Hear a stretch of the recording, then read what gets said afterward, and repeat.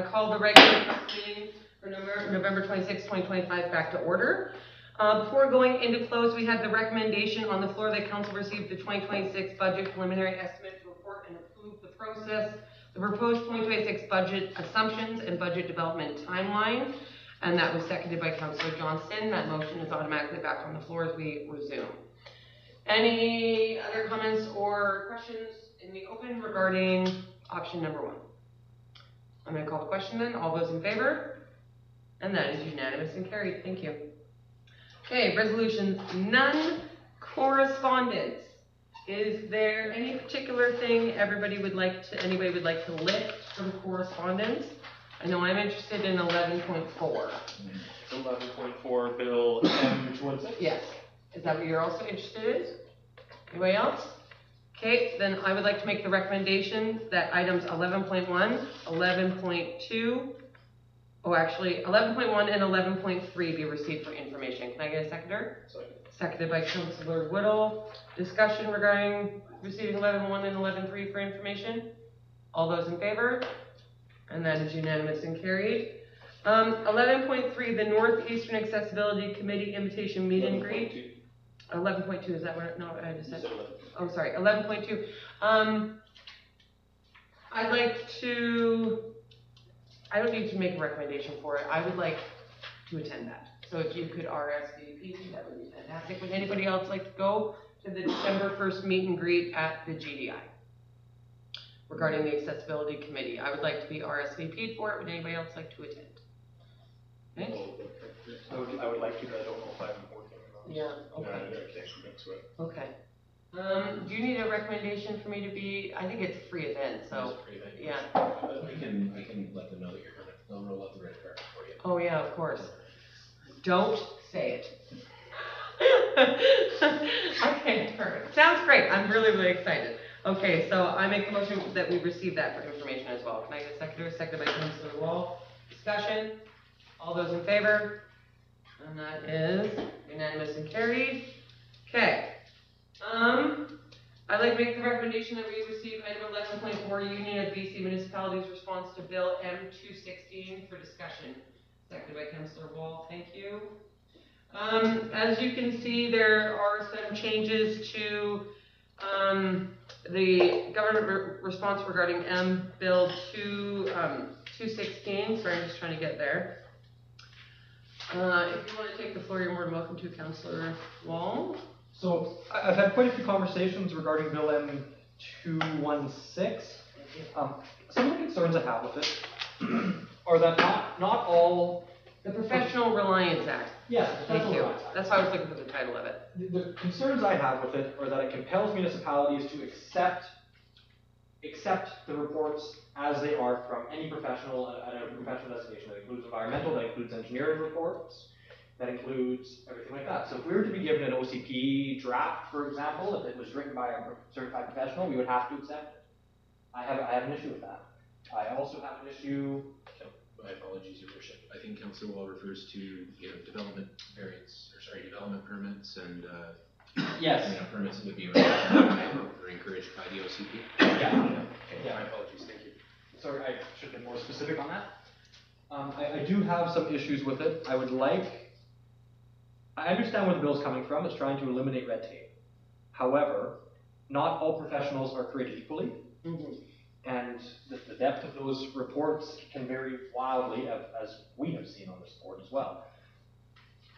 So if we could politely ask them to make it, to encourage, that word must is my issue. Well, I'm just gonna, I apologize if I'm cutting you off. So if you look within the report that was sent by UBCM, it does state that there is a portal available for submissions to the committee. And that they've asked the province to extend the period of input beyond the December 2nd deadline. And I'm not sure if individual members, we are all members of UBCM, would like to go in and put in their concerns into the comment portal, as well as draft a letter from this body as a whole. Those are options we definitely have. Or we could just go straight into drafting a letter from this body as a whole, stating our concerns and sending that off to not only the portal, but to UBCM to support, the concerns that they've raised as well. So those are kind of two options that we definitely have. I'd also like to note that I do believe that MLA Anderson has good intentions behind what he's trying to do, eliminating red tape, making that process more streamlined. I just think the bill, as it's worded right now, is provincial, a little bit kind of like Bill 44, the provincial overreach into municipal jurisdiction, and I'd like to see that kind of rolled back. And so, I guess in your concerns, Councillor Wall, would you be interested in this body drafting a letter expressing our concerns regarding? I would. Okay, would you like to make that recommendation? I will make the recommendation that council directs staff to formulate a letter to send in regards to private members of M216.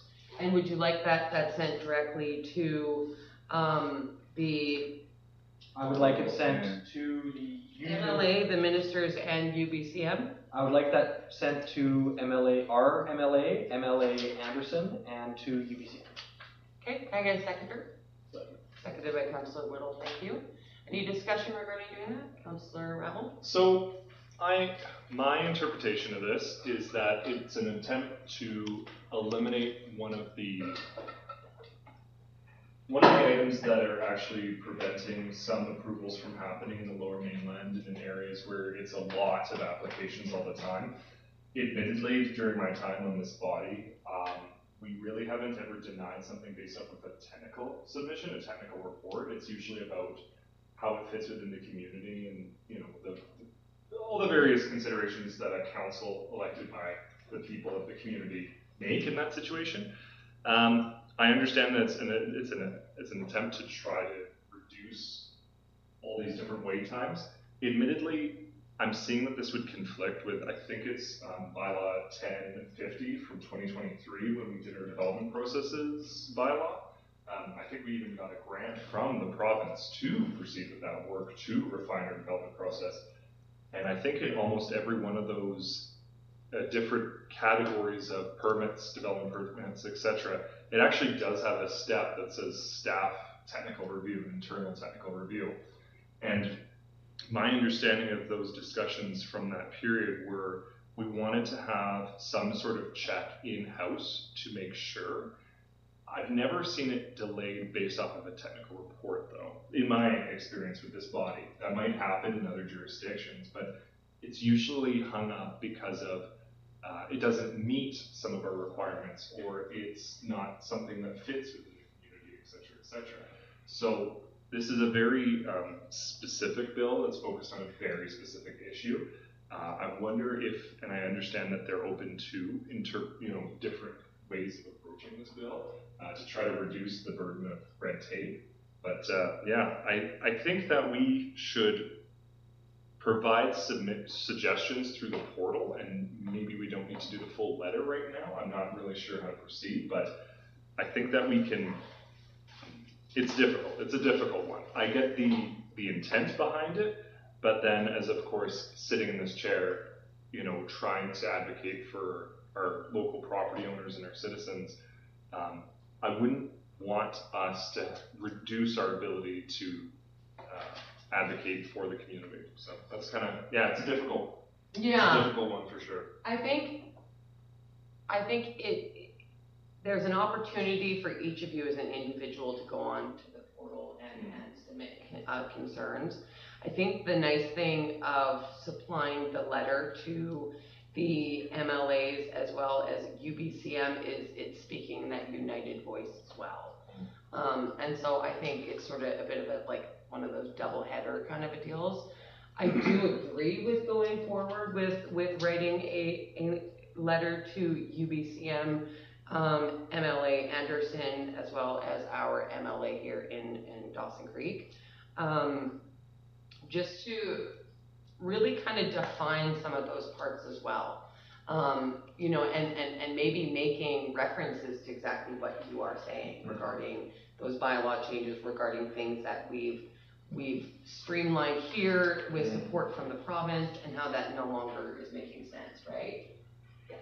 The other piece too is there's a specific part of it's a short piece of legislation, right? This bill, I think it's only got 10 subsections, but in one of them it talks about liability.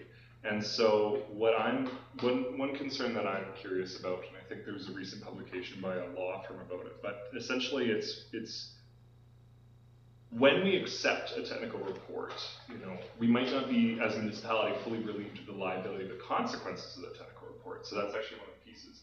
And I'm not sure if this bill is able to relieve the municipality of said liability, yet we are compelled to accept the technical report. And the other clarification that I'm curious about is must accept. It's specific in this, that local municipalities must accept technical submissions is my preface of it. And I'm curious as to, is that accept as information, or is that accept as, advice? Yeah, exactly, professional advice. Like, this is the best way to do it, therefore it's unquestionable, immutable, right?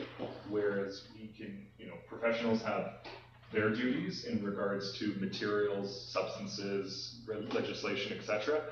But our duty as a counterbalance to that process is what's best for the community, what's best for the public, what's best for the future of what we'd like to see here in support of our citizens. So, yeah, it's definitely an interesting conversation. I get it. The housing crisis will not be solved so easily. No. If material costs were cheaper, I think that would help tremendously. Lumber. Tariffs, yeah.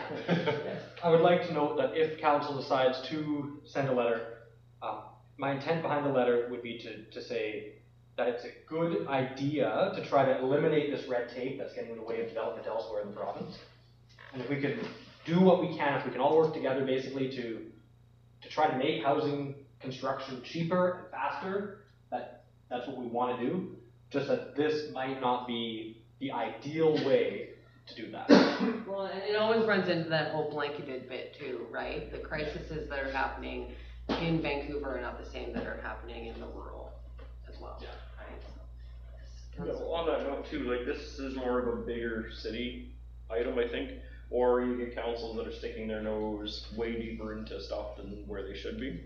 So I do see like where there could be benefit in those cases, but at the same time, for a community our size, there's not much benefit. So the other thing that might be something to look at too, because I haven't read the legislation, so I don't know if it talks about it in there, but I know we've had other legislation that the government's crammed down us, where they have had the smaller communities, or our size, or 1,000 or smaller, that kind of thing, are exempt from it, right? So that might be the other thing to look at, is potential exemptions, right? Oh, an exemption under 10,000 or something like Or under like the 5,000 or something like that. Yeah, where the Yeah. Airbnb BS was, right? Yeah. So like some kind of an exemption, because I can definitely see where, like, in a larger municipality this could be beneficial, right? But for Goose Coopy's 800 residents, I see this as more of a headache than. Okay, I'm going to call the question on the recommendation that's on the floor by Councillor Walden regarding sending a letter regarding our concerns for Bill M216. All those in favor? Well, I'm in favor, but Mike, I apologize, Chair. All those opposed, that carries. Yeah. If I may, sorry, I wish I could have mentioned this in discussion. Can we provide, could we email to the body and say, hey, here are some points that we're thinking of, if that's all right, in the assistance of the development of this letter? I've been taking some notes. I think the general sense was that it would be a letter outlining some of the concerns. The suggestions that I've recorded here are the village is in favor of initiatives to get rid of red tape, but the efforts as they've been outlined in M216 might not be the best way to do that, and that small community exemptions should be considered, and that the word must, or the some of the mechanics in there might be problematic. Execution seems like a challenge here.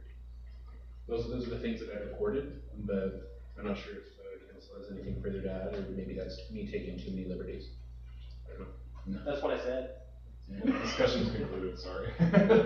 In my understanding, sorry. No worries. And so just a reminder, the portal is available through UBCM, so if you'd like to individually go on there, you are members of UBCM, and you're more than welcome to make those submissions.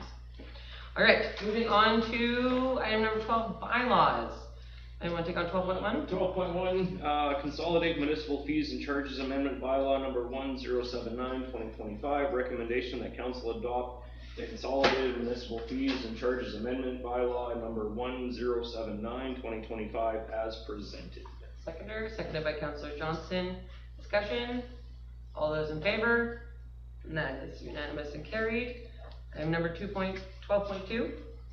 That council adopt the revision and consolidation bylaw number 1084, 2025 as presented. Second. Seconded by Councillor Whittle. Discussion? All those in favor? And that is unanimous and carried. Item number 12.3. The Village of Pouce Coupe Council Procedure Bylaw Amendment number 1085, 2025 be read for the first time. Can I get a seconder? Second. Seconded by Councillor Whittle. Discussion? Councillor Rebel? So this comes from our committee of the whole meeting to essentially move back to 2 regular meetings, except for the summer. Yes, and have the cow in our back pockets for more in-depth discussions on the usual subjects and then some bonuses. Yeah. Any other comments or questions? Sounds good. All those in favor? That's unanimous and carried. That the Village of Pouce Coupe Council Procedure Bylaw number 1085, 2025 be read for a second time. Second. Seconded by Councillor Whittle. Discussion? I know it's bugging me because I know. I couldn't notice. What happened to the clippy thingies? We didn't like the clippy thingies last time, so we tried to do a new thing, but I That's don't think it ridiculous. was up, yeah. It never pulled up well. Is it showing up our legs? Really blue. Really? All right, any other discussion regarding second reading? Oh, who seconded that one? I did. Yes. All those in favor? Unanimous and carried. Next one? That the Village of Pouce Coupe Council Procedure Bylaw Amendment number 1085, 2025 be read for the third time. Seconded by Councillor Wall. Discussion? All those in favor? Unanimous and carried. Wonderful. Okay, administration reports none. Council reports. Councillor Johnston. I don't have much to report, but I did make the last hour of that Christmas function here. I think it was a good year. I heard nothing but good stuff about the street for life. Nice to see everybody having a. That's all I have. Wonderful. All right, Councillor Rabel. So I was unable to attend the Trash and Christmas, but I hear it was lovely, and I thank everyone for their, staff's great work on it and everyone else's participation in it. So that's awesome. I will likely not be here for December 10th's council meeting. Due to an engagement I have to attend down south, and so there's that piece. And then, admittedly, I did do a kind of, as much as I could, a deep dive into this private members bill for M216. I've been actually trying to look into it and figure out all the bits and bobs to it. So, anyways, and then there's been other pieces, but not directly related to this role. So, Thank you. Councillor Wall. Oh, I unfortunately wasn't able to attend the old-fashioned Christmas. I've heard very good things about it. I did have a member of the public reach out to me regarding the filling of the skating rink. I'm not quite. I'm assuming that it's not flooded yet because the temperatures aren't cold enough. Yeah. Yeah. Stay. We normally do it just before Christmas break. It's generally when It's supposed to they. be 8 again next week. Yeah, they normally like, if weather permits, they normally like to have it available for when the kids are on Christmas break. Sometimes the weather doesn't play nice between now and then, but if it does, then that's the. Well, we don't want it to turn into a swimming rink. Yes, that's So right. that is fair. I have been doing quite the deep dive into Bill M216. I've had communication with some of the people directly about it, so we'll go leave that. There, yeah. I also will not be attending the council meeting on December 10th.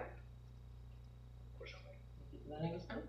Sounds like an exciting nights around your guys' house reading Bill. Yeah, reading Bill. private bills, It's yeah. only like 3-4 pages, Yeah, it's not super huge. but it's very dense. Yeah. Hey, Councillor Whittle, what you been up to? Yeah, so I attended the Christmas party, the big Christmas party in the street. Attended the old-fashioned Christmas, got my picture taken with the Grinch, so I had proof I was there. Had a couple hot dogs, proceeded to send pictures to all of council. Yeah. So proof that I had a hot dog. But yeah, no, it was good. I had some good conversations with some of the residents in town. I swung into the museum briefly, and they were busy as all can be and going through hot chocolate like crazy. The hot dogs were pretty slim pickings when I got there, and I heard that Duncan had to go out and get more, so and staff was looking for more hot dogs. Other than that, it was a really good turnout. I drove by around 4:30, seeing everybody starting to get set up, and then I came down around 5-ish, 5:30, somewhere in there. Really good lineups to see Santa Claus, and quite a few people mulling around, great music, people singing Christmas carols and all other kinds of songs, and it was live music this time around, so it was kind of cool. Enjoy it. Yeah, I heard really good things and seen some really good feedback, so yeah, and it was actually, I've been to these, I like to call them Booville exercises, but every year I really stuck my head in on them for the last 10 years that I've been around where they've been running, and yeah, this is probably one of the warmest years I've turnouts I've seen in years. So, much better than the minus 25 huddled up as our hot chocolate freezes and we're roasting a hot dog. So, yeah, no, it was really good. I got to see staff. It was great to see staff out that night. I think I left just before Duncan got back. I seen Jimmy and a couple of other staff members, so it was really good to see. But they were up. See members of the Pouce Coupe Fire Department were out and about mingling with the community as well, so it was good to see those guys out. Other than that, I met here a couple of weeks back. Yeah, it's been a while since I've been here. Met a couple of weeks back with the RCMP, Detachment Commander and Operations Sergeant. We went for coffee and then had some conversations about some of the increased vandalism at Pouce Coupe, and then again some of the traffic and that kind of stuff, and some of the other concerns in and around Pouce Coupe for what's been going on. We also discussed garbage cans at Sparwood Lakes. So those conversations did come up. They are looking at doing more patrols through Pouce Coupe and just maintaining a presence. Why would someone take garbage cans? It's always the same person. But it's one of those things that if people don't call or report stuff, then nothing's going to happen about it, right? I have also seen them. They've been seen some stepped up enforcement in our school zone as well, which is really nice. So, other than that, that's about all I've really been up to. Even more curious than the garbage can disappearing, it's a surprise return to the site yesterday, so we were very just a quick borrow. Just a borrow, but I don't know. Maybe somebody needed a big bin to hold something in for a week. Sure, I guess. Who knows? Easiest way to get out. All right. Well, thank you very much, Councillor Whittle. I have been. I met with some of our staff last week regarding the preliminary 2026 budget numbers, looking at projects and different things coming up with the 2026 year. Had some really great conversations. Again, it's looking like it's going to be another busy year, but we're really infrastructure focused. Now as our the lagoon is coming to its completion, knock on wood. We've been mapping out our curb stops, and then next is really looking at a timeline of infrastructure upgrades and management. So that's definitely a really big focus for 2026, getting everything ready, especially not only for this council, but as we go into the next election year, whoever is sitting in these seats, we definitely want to arm them with the information that they're going to need to carry forward our infrastructure upgraded planning as well as asset management. I met with Mr. Malkinson, did our weekly check-in, and I saw how things were shaping out. I heard fantastic things about the old-fashioned Christmas. I said, for the first year ever was not here, and it was like the best year yet. Maybe that was on purpose. I know, you were in your job. I was like, he's thinking it. He's like, of course it was the best year yet. You were not here. It was fantastic. So a huge thank you to our staff here in the village office, our fire department, our public works.